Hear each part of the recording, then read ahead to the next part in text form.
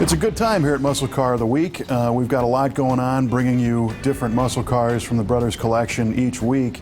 And recently we had a milestone on our YouTube channel. We just crossed the 20,000 subscriber mark. So we thought it'd be fun to take a minute to, first of all, thank all of our viewers who check our show out each week, but also acknowledge a few things that we've done on recent episodes and some of the viewer feedback.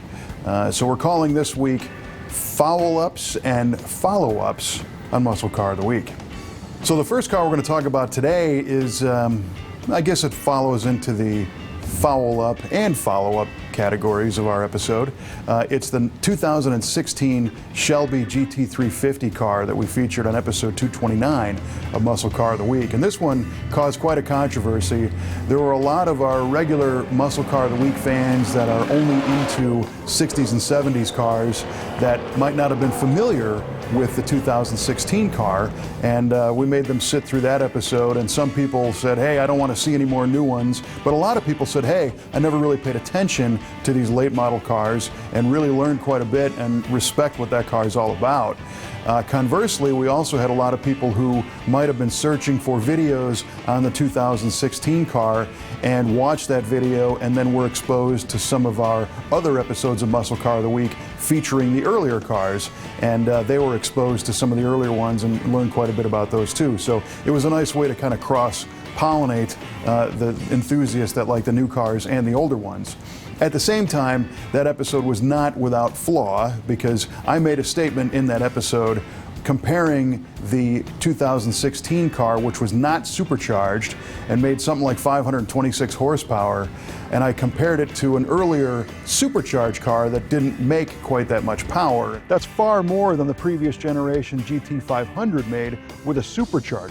I learned the value of the difference between the word and the. And what I'm trying to say is that I said the 2016 car made more horsepower than the previous generation supercharged car, which was incorrect. I meant to say the 2016 car made more horsepower than a supercharged previous generation, specifically the 2008 car. The GT500 for 2008 was supercharged and it only made 500 horsepower.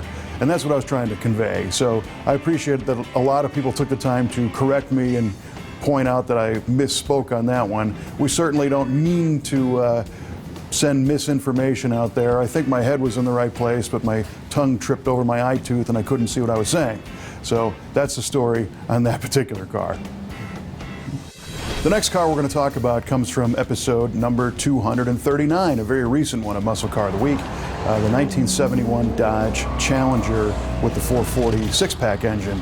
There was a couple interesting comments on that car. A lot of people really liked the black color with the bright orange stripe. Some people pointed out that the car looked really, really good at sunset, and that most cars do look good in what we call the golden light of that time of day. And why don't we shoot more cars in that scenario? And honestly, we'd love to, but there's a couple of factors against us. When we shoot Muscle Car of the Week, we shoot many cars over a short period of time, many cars each day over a 3 or 4 day period. So we don't always have the luxury of having the sun right where we want it. I haven't figured out a way to move it yet. So in this case, that particular Challenger happened to fall in the time period of the sunset. The other thing we got to keep an eye on is that video, even with today's sophisticated cameras, it likes a lot of light. So when you see fancy photographs, still photographs, they can involve a lot of different additional light in addition to a sunset, long exposures, things aren't moving, stuff like that. But video tends to like light, so we tend to try and shoot earlier in the day, because as that sun's going down and you're watching your footage, you want to make sure you get everything you need. So in this case, it was really just the perfect timing of the perfect car. I had a little misspeak on that one as well. I mentioned the torque rating way too low. I said 330 pound-feet. It's actually like 490 on that. Not sure where I was mentally when I said that. But the other feedback we got was that that car was an automatic transmission car. And some people said, hey, why would you bother putting a car like that together and getting an automatic transmission? And the reason, I think, there's several. The first one is that For a drag race application, it's really tough to beat an automatic transmission car. Unless you're somebody like Ronnie Socks, who was like the world's fastest speed shifter and most consistent shifter. But if you think about it, most of the NHRA and drag race records were set with consistency, meaning same shift every time, same RPM, and that's what an automatic allows you to have. That transmission is certainly very strong. It was kind of a Hemi-spec automatic. But when you think about the mechanics of shifting for yourself in a drag race situation, you've got the launch, so you got to get the RPM high enough to where you dump the clutch at the right time every time. There's the amount of slippage in the clutch. Then there's the shift timing of what RPM you shift at, when you actuate the clutch and when you shift. So there's many, many variables. Now, manual shift cars are a lot more fun to drive, I think. And also on road course applications, you control the engine speed by up and down shifting, but it's a longer time frame than it is in a drag race situation. So that's why you see a lot of drag setup cars with automatics. The other thing you'll find is that during the day, after many passes, the clutch can get a little bit slippery and lose consistency there. Plus, if you were going to drive a car like that every day, you had to fight with a very heavy clutch. It took a lot of effort to push that pedal down, especially with mechanical linkage and a race, high pressure clutch. Today, cars have hydraulic clutches, which offer a little bit of assistance to make them easier to use. So I think those reasons in general are why we saw a lot more automatic cars than manual shift back in the day. But again, I agree, it would be more fun to drive with a stick. And speaking of clutches, a lot of sharp eyes caught in episode 237. The Roadrunner A12 car was billowing a little bit of smoke from under the car and not necessarily from the tires or behind the car. And that's a perfect example. That was a manual shift car that we did a whole bunch of launches on, shooting video, and the clutch got a little slippery and a little bit smoky. So that's exactly what that was. A lot of these cars are fresh restorations, or some of them are original cars that have older parts in them. So not every one is in perfect tune when we go to drive them. As much as we'd like them to be, maintaining a fleet of cars in perfect tune all the time can be challenging. And we're very thankful that the team at the Brothers Collection does what they can to get these things dialed in for us. But sometimes you'll see a slippery clutch like that, or something might be leaking or smoking a little bit, and sometimes that's what you get. Staying on the subject of transmissions, I mistakenly called our 57 fuel-injected Bonneville a 2-speed.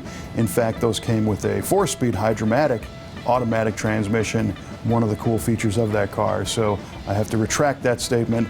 Again, we appreciate people pointing that out in the comments and the feedback. And we also like that most people are kind to us when we do have a slip up, and they don't go into full assault mode and beat us up with unkind words. Most people are very understanding, and it's important to know that sometimes we have slip-ups. We don't do it intentionally, and we're not trying to mislead people, so we appreciate the tolerance. We talk a lot about the power that these cars made, and people sometimes ask, hey, where do you get the numbers from, and why don't you just test them yourselves? And those are some great points. A lot of times we use the factory published data from the auto manufacturer when referring to specific cars. Sometimes we'll find magazine stories from back in the day where we assume that they received published data from the manufacturers. A lot of these cars had published numbers that most people didn't believe were true because they were sandbagging insurance companies or other things like that. The reason why we don't just go ahead and test these ourselves are things we've kind of touched on. The logistics of getting cars in and out of a dyno cell in the short period of time that we have to shoot them doesn't really work. We would love to, but we just don't have the logistical machine to make that happen. Also, as I mentioned before, some of these cars are not in perfect tune. They might have been restored and just kind of bolted together to look nice and not, precision dialed in to make optimum power. So we've got that. And with a lot of the cases of the original cars, sometimes the carburetors are a little dried up, sometimes the accelerator pumps are shot. They won't make the power level that they made when they were new. We noticed that on a lot of the 426 Hemi cars with the dual 4-barrel setups, the accelerator pumps seem to go dead in these things all the time. So the team at the Brothers Collection are always running around putting accelerator pumps in the carburetors for us whenever we shoot so that they run at all. We'd love to have the opportunity to dyno all these cars, and maybe someday we'll get that chance. We'll keep you posted. Stay tuned to Muscle Car of the Week to see if we do. And we started this episode talking about the subscribers on Muscle Car of the Week on YouTube. We also carry the show on our V8TV channel, which is slightly different in the sense that kind of between Muscle Car of the Week episodes, we share some of the cars that we're building here in our shop, in the V8 Speed and Resto shop, where we do performance upgrades and restoration. So if you like to see that kind of stuff, we invite you to come over to the V8TV side and subscribe to that one as well.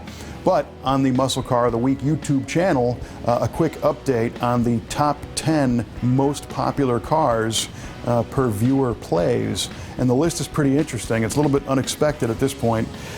Today we have Oldsmobiles in the number 1 and 2 slot. Then we've got a couple of Mopars. Then we have a couple of Fords, one Corvette, one Pontiac, an AMC, and another Mopar. And it's interesting to me to see that some of the most common muscle cars aren't necessarily in the top 10. So love to see that. Those play counts go up the more you watch. So if you have a particular favorite or you have a friend that you know likes Oldsmobiles, send them over to the channel because we've got 2 of them in our top 10 slots, and we'll do an update on that later on. So we appreciate everybody checking us out, and we try to bring you the coolest muscle cars every single week. Please subscribe to the channel, and we'll see you next time with another cool car from the Brothers Collection on Muscle Car of the Week.